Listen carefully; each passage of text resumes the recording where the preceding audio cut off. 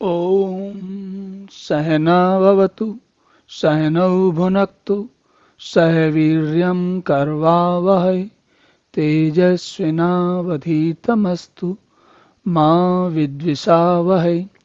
ॐ शान्तिः शान्तिः शान्तिः। हरि ओम। तो भगवान जो है अगले इस श्लोक में ये हमें याद दिलाते हैं कि जो व्यक्ति ज्ञानी है वे इस बात का विशेष ध्यान रखें कि वे अपने ज्ञान का के कारण दूसरे और उन लोगों को जिनको कि नहीं समझ में आता या उनको जिनको तत्व ज्ञान नहीं हुआ है उन्हें भ्रमित ना करें। और इसलिए भगवान कहते हैं प्रकृते गुण सम्मूढ़ा सज्जन्ते गुण कर्मसु तान अकृतस्न विदः मंदान कृतस्न वित विचालयेत। तो प्रकृति के गुणों से जो रजस तमस और सत्गुण हैं उनके कारण उनके प्रभाव में बहुत ज़्यादा अधिक उनके प्रभाव में आने से व्यक्ति मोहित हो जाता है।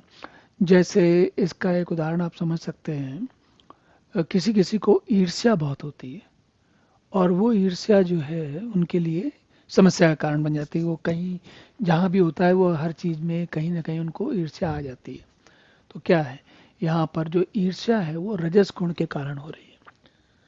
और रजस आपको प्रेरित करता है आप नई नई चीज़ें पाएं, लेकिन जब आपको नहीं मिली और किसी और को मिल गई तो व्यक्ति को ईर्ष्या होती है।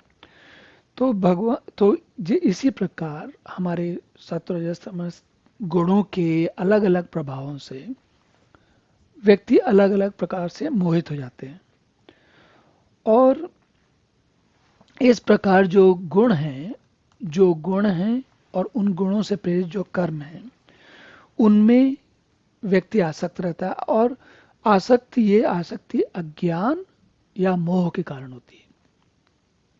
तो इन दोनों के होने से अब इस स्थिति को सब लोग नहीं समझ पाते।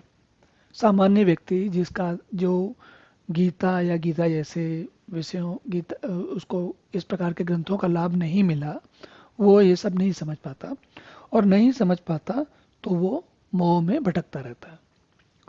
अब जो व्यक्ति जिसको समझ में आ गया, या तो ऐसा हो कि वो पूरा समय लेकर शांति से किसी को समझाए जिसको समझ में आता है, और समय लेने से भी खाली काम नहीं चलता।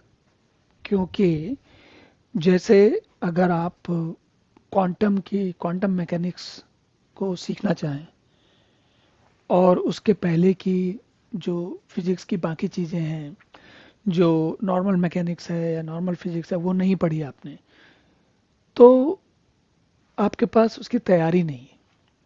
और तैयारी नहीं है तो क्वांटम मैकेनिक्स या कोई भी सब्जेक्ट उस प्रकार का उसको समझने में आपको कठिनाई होगी, समझ में नहीं आएगी बात। और अगर आपने पहले से बहुत कुछ मंथन किया है तो बात समझ में आएगी। तो जो जो ये जो सामान्य लोग हैं, अकृतस्नविद हैं, जिनको कि ठीक से बात समझ में नहीं आ रही या नहीं आई है अभी तक, उनके पास अभी इस चीज़ की तैयारी नहीं है कि वो पूरी बात समझ सकें। और अब ऐसे लोग मंदबुद्धि भी हो सकते हैं और ऐसे लोग ऐसे भी हो सकते हैं जिनका ध्यान उधर गया नहीं और उन्होंने समुचित अभी तैयारी नहीं की। दोनों दोनों प्रकार के लोग हो सकते हैं। तो भगवान ये कह रहे हैं कि जिनको पूरी बात समझ में नहीं आ रही, अगर आप उनको आधी बात बताओगे या टुकड़ों में बात बताओगे तो उससे उसके कारण वो भ्रमित हो सकते हैं, विचलित हो सकते हैं, वो ये परेशान हो सकते हैं कि अरे क्या, अब वो अपनी राह से भटक सकते हैं, मार्ग से भटक सकते हैं।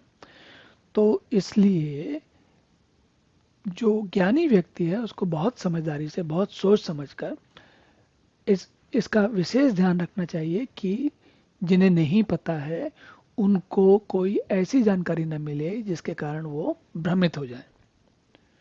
और ये एक स्वाभाविक तरीका है। जैसे किसी भी स्कूल कॉलेज में महाविद्यालय में या कहीं किसी सेमिनार में जब वही लोग जाते हैं जो उसके लिए उपयुक्त है, जिन्होंने उसके लिए कार्य किया है।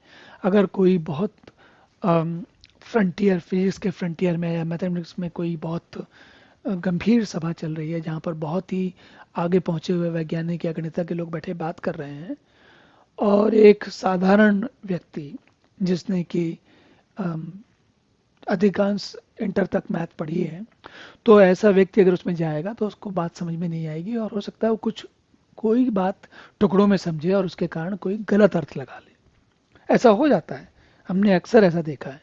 तो भगवान इस बारे में बार बार चेतावनी दे रहे हैं कि भाई जिनको जिनको समझ में आ गया वो विशेष ध्यान रखें इन बातों का। चलिए अब अगला श्लोक देखते हैं। ओम पूर्णमदः पूर्णमिदं पूर्णात् पूर्णमुदच्यते पूर्णस्य पूर्णमादाय पूर्णमेवावशिष्यते। ओम शांति शांति शांति।